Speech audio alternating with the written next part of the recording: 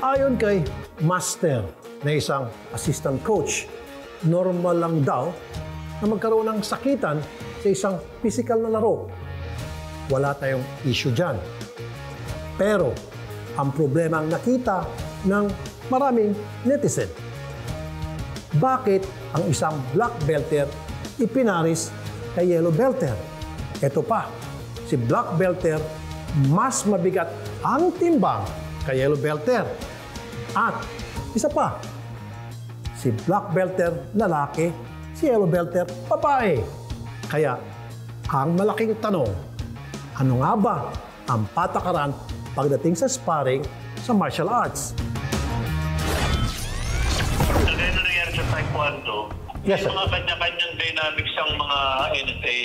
Yes, sir. So may independent may rules ang Taekwondo. So yun ang susunod nila. Kung nakita lang natin sinasaktan, tinigil na, di ba, kung sasaktan. Hindi na umabot sa ganun. Ayon kay Philippine Olympic Committee President Mayor Bambol Tolentino, dapat profesional at lisensyado ang coach na nangangasiwa ng sparring sessions. Dahil kung hindi, Dapat yun, suspend ban nung whatever school, huwag na tanggapin. Ano yan nasa discretion na nung NSA yan at saka nung student club.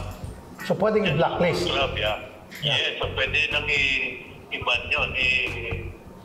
And penalize the club for allowing non-licensed, yung sinabi niyo po, yung non-licensed na nagsusupervise, hindi pa nagsisyado.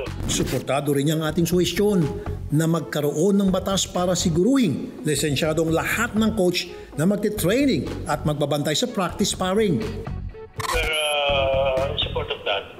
Very good. Dapat po. Kasi very basic Hindi nga dapat nakasingit. Parang nakasingitan pa ng pausya o ano. Sa pakikipag-usap ko naman kay Philippine Sports Commission Chairman Richard Bachman, natuklasan nating hindi miyembro ng National Sports Association ang nasabing Taekwondo School. Hindi sanctioned ng NSA. They're not part of the national training pool or national of the Taekwondo sport. Paano sir kung yung martial arts school ay wala pong sanction sa NSA at wala pong sanction sa association na kung saan supposed to be sila ay naka-tie up o dahil ginagamit nilang pangalan ng martial arts na yun? Yeah, that's a good question. That's something also I would like to know from the NSA.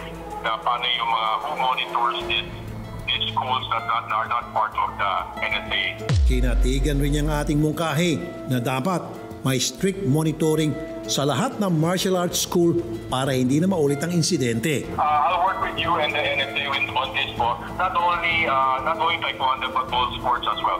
Totoo, tama po yan. Hindi mangyari ulit.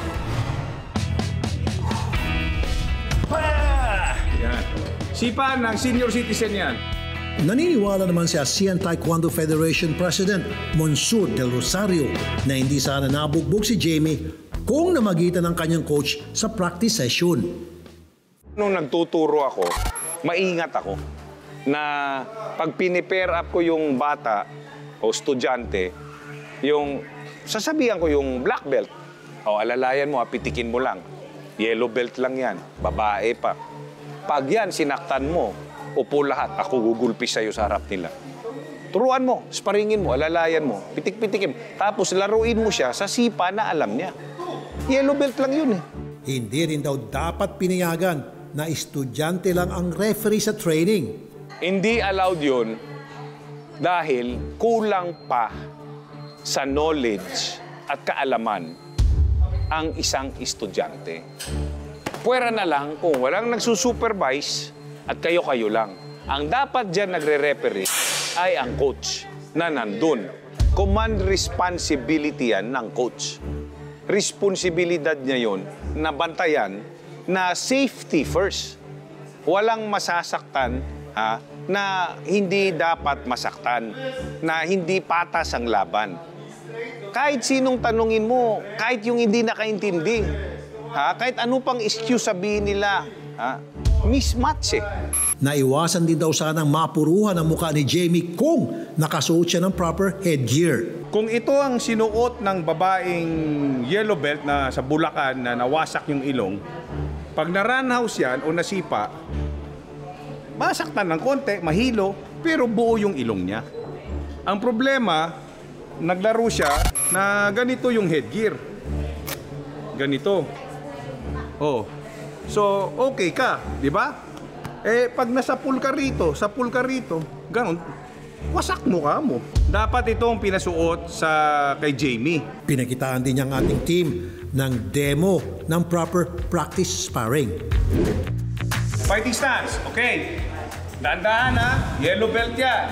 Beginner yan sa sparring. Huwag mo i-full blast. Pag sinaktan mo na sobra, turuan mo, alalayan mo. Pag nasaktan mo ng sobra, ako gugulpi sa'yo ha. Okay, ready? Salyot, sige, ready? Tapos ikaw, itry mo, isabayan yung black belt yung sipa. Try mo lahat ng kaya mong sipa. Siya, alalayan ka niya, ha? Huwag mo rin siyang full blast. Baka mamaya mapikon. Okay? Okay, ready? Go! Sijak! Go! One! Good! Yung nakita niyong sparring kanina ng isang yellow belt at isang black belt, ganun dapat ang sparring. Alalay, turuan ng black belt, at may nagmo-monitor na adult na coach. Ha? Hindi pwede iiwan yung mga ganyang klaseng sparring sa mga batang estudyante. Dahil doon magkakaroon talaga ng problema. Umaasa si Del Rosario na talakayin ito na mas malalim sa Senado para hindi na maulit pa at wala na masaktang atleta. Ako na dumudugo puso ko at naluluha ako tuwing makita ko yung nanay umiyak at yung bata umiyak dahil pag-isipin mo anak mo yan, hindi tama.